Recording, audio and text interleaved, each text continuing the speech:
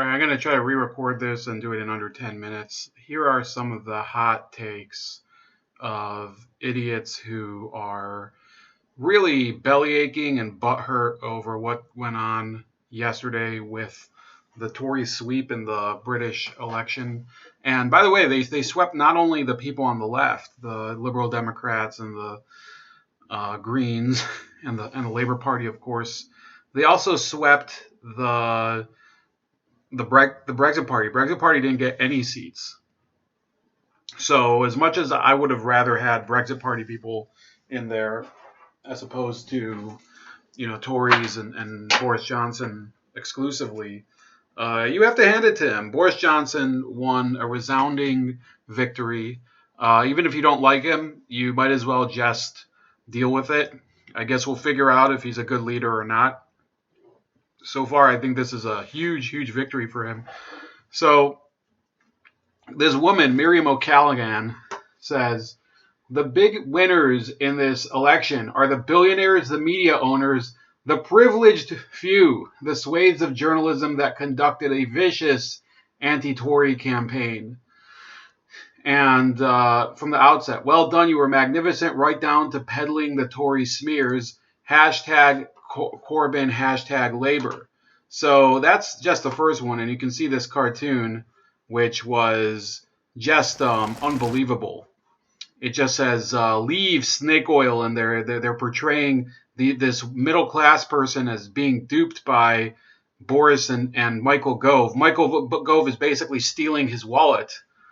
And they're saying, well, these idiots, they're just voting for these people, even though the whole thing is for the bankers and whatever. And by the way, I'm not saying that these people are calling them bankers because they're anti-Semitic, but we will get some really kind of spicy comments from some Labour supporters.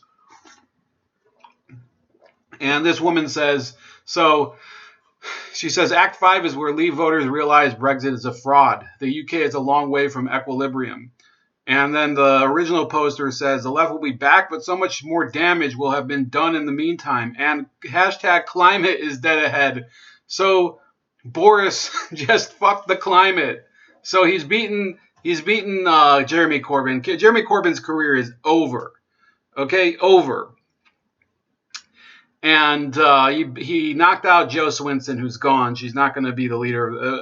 She did lose to a Scottish Nationalist Party's member, but essentially, she was running on the notion that as the leader of the third biggest party that has a national profile on the whole UK landscape, she said, "Well, I could be prime minister too." No, you can't.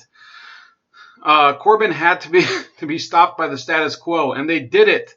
The headline, "Landslide to Boris," says it all. Now, by the way, so this woman is a writer for the Sunday Independent. Okay, for a Sunday newspaper's mother musician Anche Italiano, so she also says that she speaks Italian. Agents Folio Literary Management, New York. Climate Antifascista, Corbyn, migrants, pulmonary rehab, whatever that has to do with it. And this guy replied, he said, well, people voted Tory, that's it, that's democracy. They did, Peter. Democracy, now an interesting thing. Who controls the lies, smears, misinformation on which the people base their vote?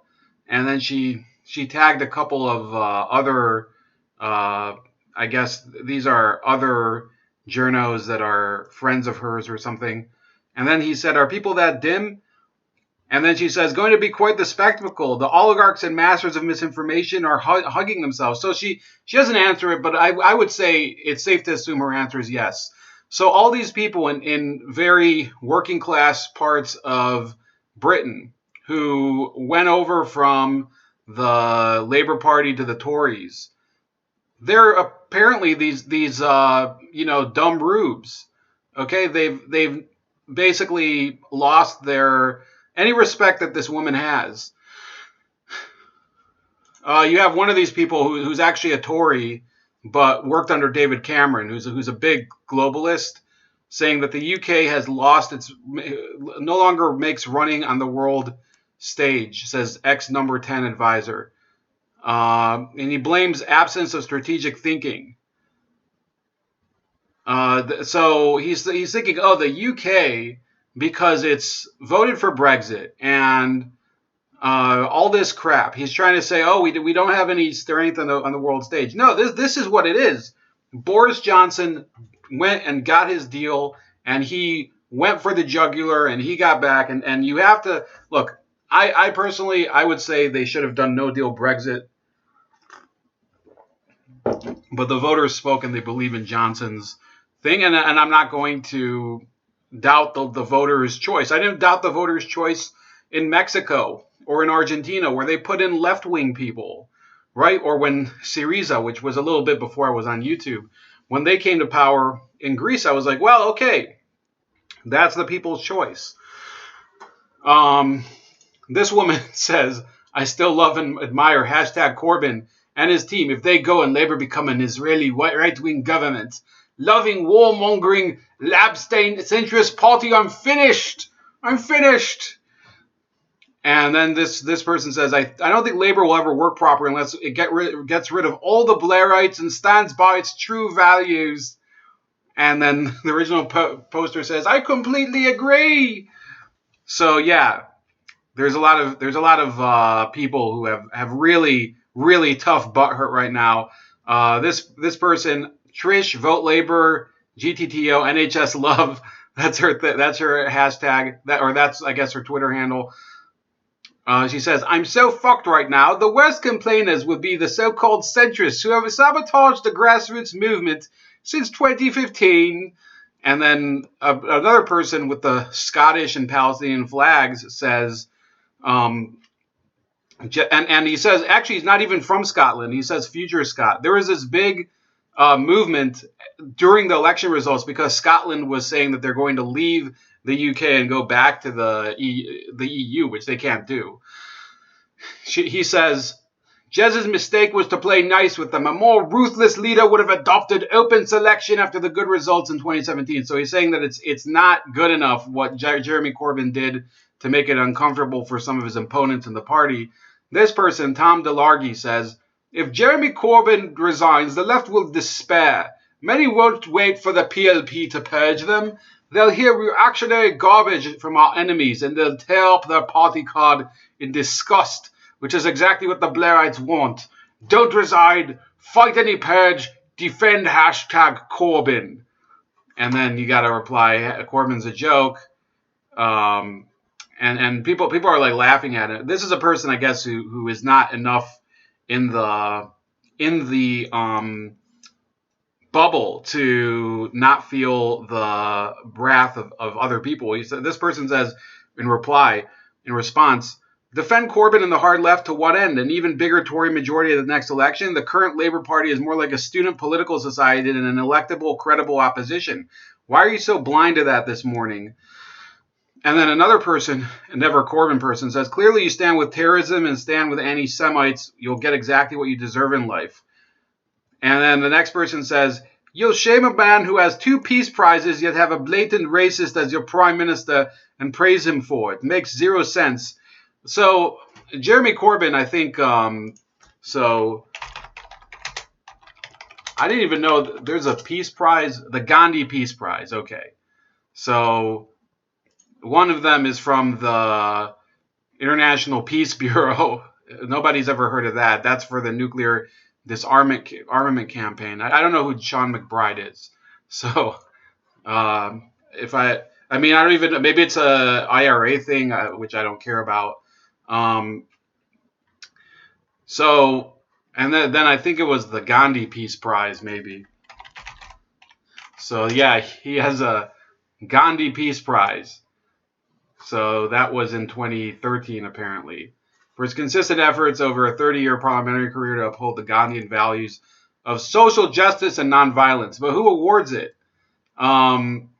It's just the Gandhi Foundation. It's not exactly a major organization. So whatever. Let me see. We went over this one already. Kitty Holland had this tweet that went viral. It's a great result for Zionism. Monsters are roaring their delight. That's what she said. And then she had to take it down eventually. So she then said, so she had to defend what she said, and she said, important piece, the contract on Corbyn. So this is from Haaretz. One of their writers, his name is Gideon Levy, who is extremely, he's a very anti-Israel person writing in an Israeli newspaper. So yeah, this is the face of butthurt in the UK, and you can actually see. I was just watching this before I went on, and let me see if I can find it. So the Guardian went to this guy's house about 5 years ago. Let's see if we can get some of this. And they talked to him during the UKIP election or whatever. So they went back yesterday or the day before. You think you're a bit forgotten about it? Well, yeah. Yeah, we're a backwater, aren't we? That nobody gives a shit about. Time was Labour was the party of the working man, eh? Of course it was. Of course it was. What happened? Eh? Bloody Thatcher got in, fucking destroyed it, didn't she? Done the working classes, didn't she? Pissed the miners off, done the railways, you name it. She pissed us all off, big time. The UKIP's full of people who think Mrs Thatcher was the bee's knees. He's no fan of the trade unions and the working man. Well, I don't suppose he is. Nobody is, are they? But someone with your politics shouldn't be voting for him. Yeah, of course they should.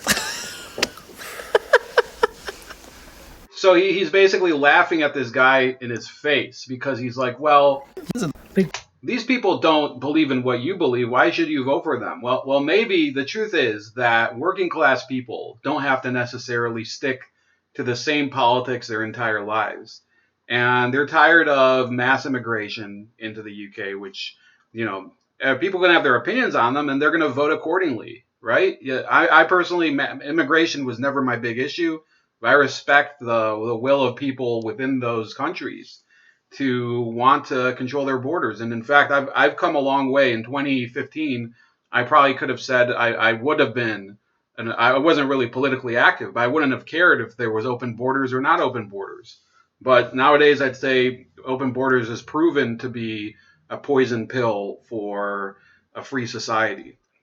Time. The UKIP's full of people who think Mrs Thatcher was the bee's knees. He's no fan of the trade unions and the working man. Well, I don't suppose he is. Nobody is, are they? But someone with your politics shouldn't be voting for him. Yeah, of course they should. This isn't really... So then he laughs in his face, and then now he's coming back. He's coming back to him in Jaywick and trying to find him this dump. And here he goes. The guy wouldn't even open his door, and you'll see why in a second. Hello there. Hello. I don't know whether you remember us. 5 years ago, we were making a film in Jaywick. And we spoke to you on that bench there. All right, yeah. How are you doing? Not very well at the minute. I'm going for SEMA. Have you? The thing was, it was quite important for us, that conversation. So maybe they talked a little about it, but I think it's a little bit of a pain to talk to someone with emphysema about politics. He's clearly not, he probably didn't come to the door because he doesn't want to have to rush down the stairs. Because just sitting on that bench talking to you sort of showed us that the world was changing in all sorts of ways, you know what I mean? That politics was changing. Well, yeah, of course it is. You've been a... Go At on. the minute, nobody seems to know what they're doing. Nobody seems to know what we're doing. Yeah. Are you going to vote in 4 weeks' time? Of course I am. I'm not voting for Corbyn. Tell me why not. Eh? Tell me why not. He's not doing the working classes any good at all. Right. So if not him, who are you going to vote for? Boris. Are you? Yeah. God, you're a lifelong Labour voter voting for Boris, though. Yeah, because I want to get out of bloody Europe. But what's he going to do with the country? Oh, Boris? Yeah. Well, I don't know, as long as he gets us out the mire. Yeah, but neat and educated, very wealthy. Well, wish I was. You've noticed, have you, the NHS is in a state when you've been in hospital? Of course he is.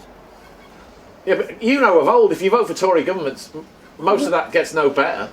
Half of the NHS is problems. It's Friday and Saturday night Yeah. when all these little arseholes have had too many shandies and they go in hospital cluttering it all up and people just lying on trolleys here, there and everywhere. And you had that experience? Yes, many, many times. God. And the future of the country? How do you feel about that? Well, I'd like to see it blossom. Very good. Keep well, man. See you later now, mate. So then they go and they follow Ruth Smith in her constituency where she lost. And the point is that this is indicative of the problem with labor. They think, well, we believe the same thing as you do, even though we're higher class than you. Therefore, you shouldn't have to have a real decision about who to vote for. You just vote for labor. It doesn't. And then they go for the class thing. They say, oh,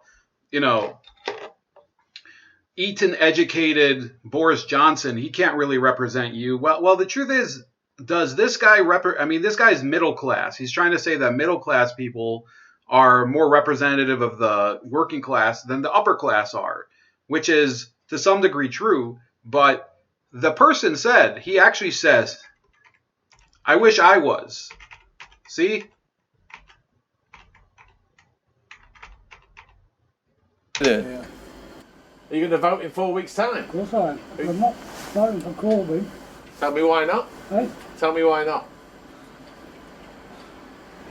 He's not doing the working classes any good at all. Right. So if not him, who are you going to vote for? Boris. Are you? Yeah. God, you're a lifelong Labour voter voting for Boris, though. Yeah, because I want to get out of bloody Europe. Yeah, but what's he going to do with the country? Oh, Boris? Yeah. Well, I don't know, as long as he gets us out the mire. Yeah, but an educated, very wealthy. Well, wish I was. So there you go. A lot of poor people admire the rich because they want to be like them. Some people may one day be rich, but you're never going to get poor people as a whole to decide, well, the problem is the wealthy people. We ought to just destroy them and take their wealth and distribute it among everyone. That usually the wealth gets redistributed with a new upper class who are the party bigwigs. This is actually what happens in most of these societies that embrace any type of socialism or social democracy. So that's about it for today. Please like, share, and subscribe. Also subscribe to me on BitChute and on Subscribestar and Minds. All of those are at Chef Leopard and on Gab at Starscream85.